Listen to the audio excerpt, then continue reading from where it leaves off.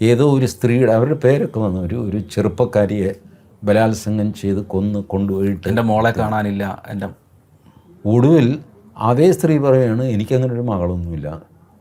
അപ്പോൾ പിന്നെ നിങ്ങളിങ്ങനെ പറഞ്ഞതോ? ആ കുറച്ച് പേര് വന്ന് നിർബന്ധിച്ചു, ചേച്ചി ഇങ്ങനെ പറയണം, പറഞ്ഞില്ലെങ്കിൽ ശരിയാവില്ല എന്നൊക്കെ പറഞ്ഞു. ഞാനിങ്ങ് പറയും. അത്ര ലാഘവത്തോടെയാണ് അമ്മ പറയുന്നത്. അവരെ ഞാൻ കുറ്റവും പറയുന്നില്ല, കാരണം സാധു അമ്മമാരുണ്ടല്ലോ, അമ്മ ഇങ്ങനെ ഒന്ന് പറയുമോ ക്യാമറയുടെ മുമ്പിൽ പ്ലീസ്, എന്തിനാടാ അമ്മയൊന്ന് പറ, അതിന് ആ കാര്യമുണ്ട് എന്നൊക്കെ. അപ്പോൾ ഇവർ വിചാരിക്കുന്നത് എന്താണെന്നറിയാമോ, ഞാനിത് പറഞ്ഞിട്ട് അവനെന്തെങ്കിലും കിട്ടുന്നെങ്കിൽ കിട്ടിക്കോട്ടെ എന്ന് പറഞ്ഞിട്ട് അങ്ങ് അമ്മമാർ പറയും. ഈ ദൗർബല്യമാണ് ഈ മഹാഭാവികൾ ചൂഷണം ചെയ്യുന്നത്. ആ അമ്മയ്ക്ക് അറിഞ്ഞൂടാ ഇത് വലിയൊരു ഇഷ്യൂ ആകാൻ പോവുകയാണെന്നോ, തൻ്റെ സ്റ്റേറ്റ്മെൻറ്റ് കൊണ്ട് ഇങ്ങനെ ആകാശിടിച്ച് വീഴുന്നോ ഒന്നും അവർക്കറിയില്ല. പിന്നീട് ചോദിച്ചപ്പോൾ അവർ നിസ്സാരമായിട്ട് 3-4 പേര് വന്ന് ഇത് പറഞ്ഞേ പറ്റുള്ളൂ എന്നപ്പോൾ നിർബന്ധിച്ചു. ഞാനങ്ങ് പറഞ്ഞു.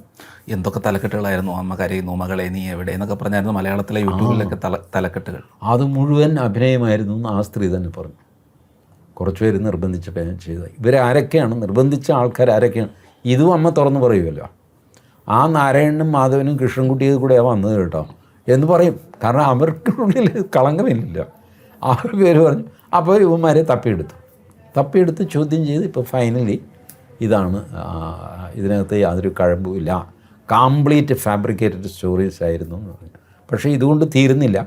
ഇത് ചെയ്തവന്മാരെ മുഴുവൻ ഇനി SIT പൂട്ടിയിട്ടേ അവരടങ്ങുള്ളൂ.